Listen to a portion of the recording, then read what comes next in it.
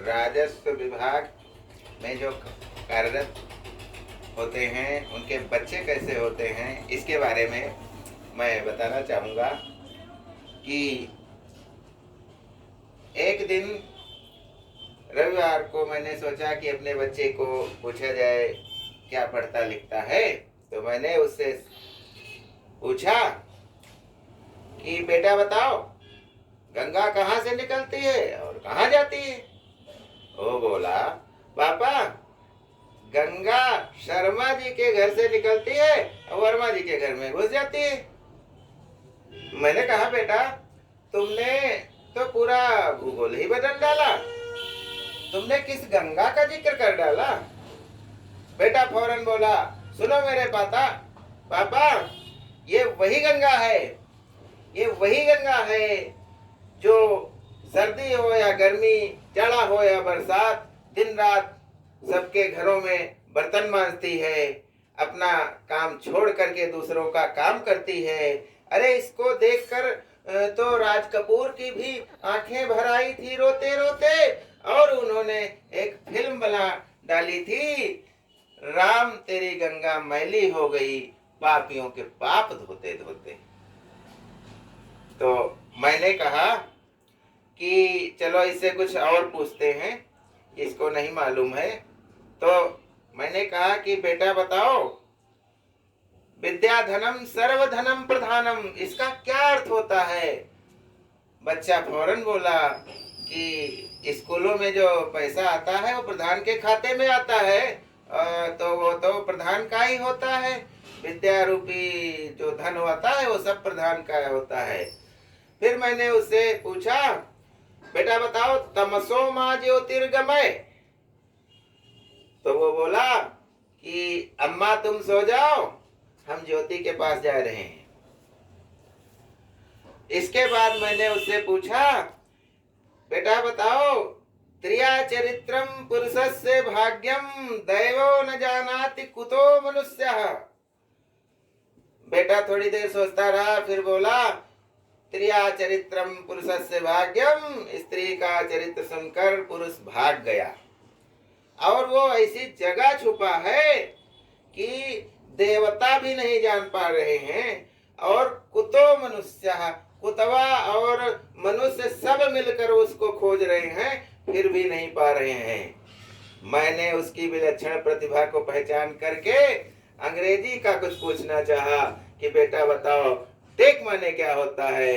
वो बोला, पापा टेक माने तो होता है थमरा, क्योंकि छप्पर में जब टेक लगाई जाती है तभी वो रुकता है।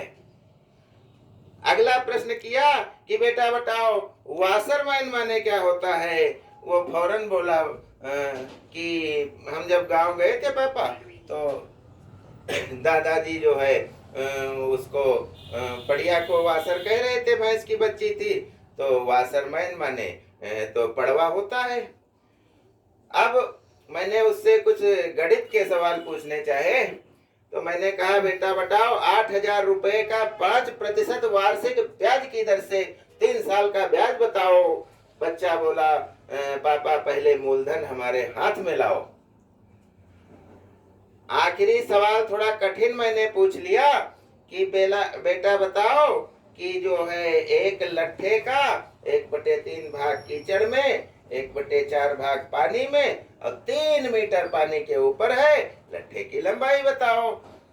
बेटा फौरन बोला, लट्ठे की लंबाई जानने के लिए कीचड़ में तुम ही घुस जाओ, मुझे जरूरत होगा तो नया लट्ठा मंगा लूंगा, पास में बहुत से लगे हैं, कोई भी पेड़ कटा लूंगा। अब मैंने उससे कहा कि चलिए ठीक है बेटा, ये तो सब तुमने उल्टे सीधे जवाब दिए हैं। तो मैंने उसे गुस्से में गधा कह के बुलाया। अब बेटा फौरन बोला कि पापा आप अपनी औकात में रहा करो, हमें गधा नहीं गधे का बच्चा कहा करो, हमें गधा नहीं गधे का बच्चा कहा करो। अब मैं उसके भविष्य को लेकर के चिंतित हूँ, तो मैंने सोचा कि किसी भांति शिव जी को प्रसन्न कर लूं तो थोड़ा जल्दी वरदान मिल जाएगा और ये राष्ट्रीय स्तर का नेता बन जाएगा। इसमें सारे गुण परिलक्षित हो रहे हैं। तो कैसे मैंने शिव जी को प्रसन्न किया?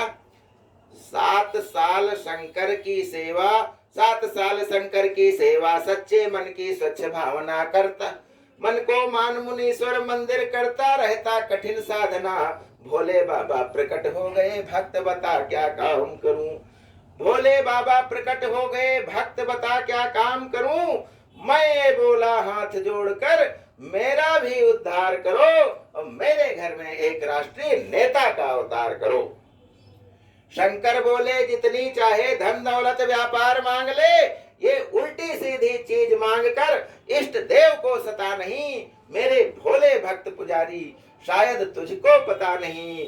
गुंडे 60 मवाली 64, गुंडे 60 मवाली 64 तन के हट्टे कट्टे हों, 51 गद्दार 72 शातिर चोर इकट्ठे हों, हो झूठे लवार 84 संघ माफिया 30 मिले, कुछ कहकर कुछ करने वाले 60 420 मिले, एक साथ सब मरे इकट्ठा नरक लोक में बंदी हो। इन सब की आत्मा मिला करके जो जीव पनपता है, फिर मरे 500 जीव तब कहीं नेता एक जन्मता है।